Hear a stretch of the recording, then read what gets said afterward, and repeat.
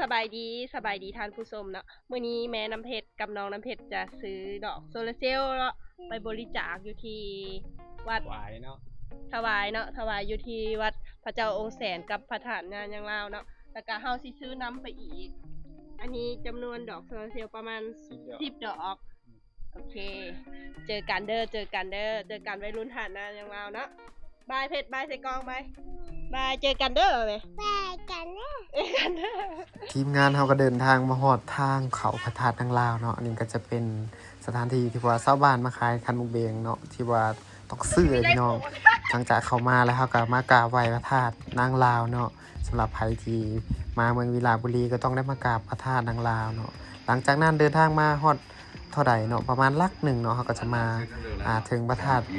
องค์แสนเนาะเขาก็จะมาบริจาคถวายโซลาร์เซลล์เนาะจำนวน10 ดอกให้แก่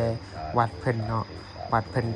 กำลังพัฒนาสร้างศาลเนาะสำหรับใครที่มาพระธาตุนางลาวก็อย่าลืมมากราบไหว้บูชาเด้อการมาอีกหน่อยหนึงเนาะขี่รถกันมา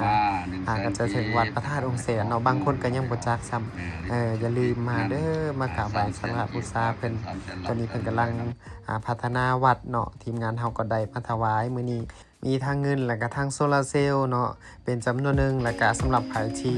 มาพระธาตุนางลาวก็อย่าลืมเด็ดขาดเนาะต้องมาแวะให้ได้เด้อนี่เนาะบรรยากาศภายในวัดเพิ่นกำลังสร้างศาลพัฒนาอากาศดีหลายท่านผู้ชมอย่าลืมมาเด้อมาแวะกันเด้อ